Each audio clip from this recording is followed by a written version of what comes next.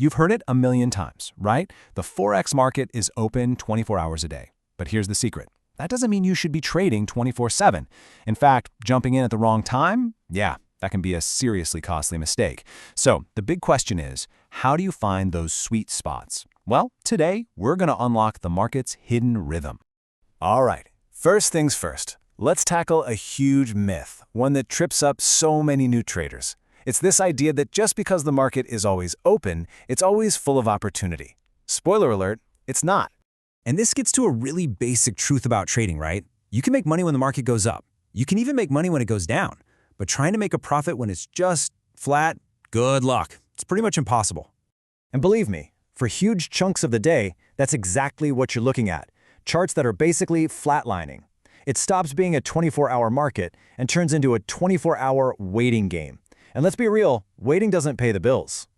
You know, there's a fantastic analogy for this. They say trading in a dead market is like staring Medusa right in the eyes. Everything just freezes, turns to stone. And for a trader, that is a seriously dangerous place to be. So the big question is, how do you avoid getting turned to stone? Well, you do it by understanding the market's global rhythm. See, it's not one big continuous thing. It's actually broken down into 4 major trading sessions, and that's where all the action is. The key, then, is to trade when the market isn't frozen solid. The really successful traders, they aren't glued to their screens 24/7. Nope, they're smart. They target very specific windows when they know things are going to be active. I love this way of thinking about it. Picture the trading day like a global relay race. The race kicks off in Sydney. They pass the baton to Tokyo, who then hands it off to the big one, London. And finally, London passes it to New York to finish the lap. Then, bam, it starts all over again. Okay, so what does this global relay race actually look like on a clock? Knowing these times is absolutely crucial if you want to plan your trades like a pro. Just take a look at how these sessions flow into each other. If you're looking at Eastern Standard Time, you can see that just as Asia is wrapping up, London is getting its first cup of coffee. And then right around the time London is thinking about lunch, New York is hitting the ground running. It's this perfect, seamless handoff that creates that 24-hour market we're always talking about. Okay, but here's a little wrinkle you've got to watch out for. Daylight savings time. Yep, when countries like the US, the UK, and Australia spring forward or fall back, the market hours actually shift. This is one of those little details you absolutely cannot afford to ignore. And here's a little fun fact for you, something that actually makes life a bit easier. Japan? They don't do daylight savings, so the Tokyo session stays put all year round, which is a nice, consistent anchor in your schedule. Phew, one less thing to worry about. All right, pay attention because we've just reached what is probably the most important part of this whole thing. The real magic, the best time to trade, isn't just during one session. It's when 2 of them overlap. This is when the market absolutely comes alive. And this chart right here shows you exactly why that is.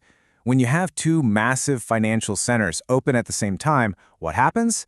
The volume and liquidity, basically the amount of money flying around, just goes through the roof.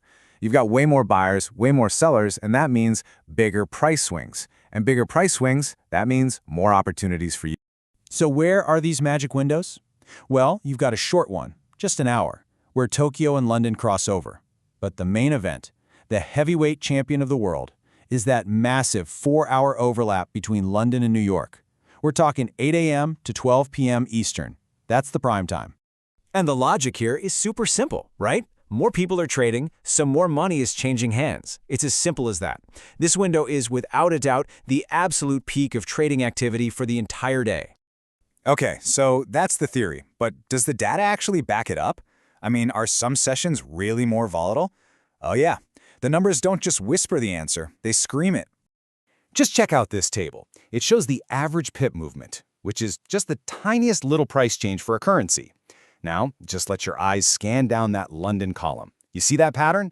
It doesn't matter which currency pair you look at. London consistently has the biggest numbers. It's not even close. And when you see it visualized like this, it becomes even more obvious. We're not talking about a small difference here. It is a massive, consistent spike right during that London session. The data is basically drawing us a map, pointing a giant arrow to where the action is. And to really hammer this point home, let's just focus on one number. See that? 151 pips. That's the average move for the British pound versus the Japanese yen during the London session. That is a huge jump compared to the other sessions. That number right there represents a massive increase in potential opportunity. So, let's put it all together. The data is crystal clear. London is the most active session, period. But the single most volatile, action-packed time of the entire day is when London and New York overlap. Bottom line, if you want to be there when the market is making its biggest moves, that's your bullseye. So yeah, the 24-hour market is a real thing. But trading it profitably, that requires a smart strategy. And now you have the map. You know exactly where and when the busiest, most opportune moments are. The only question left is, what are you going to do with it?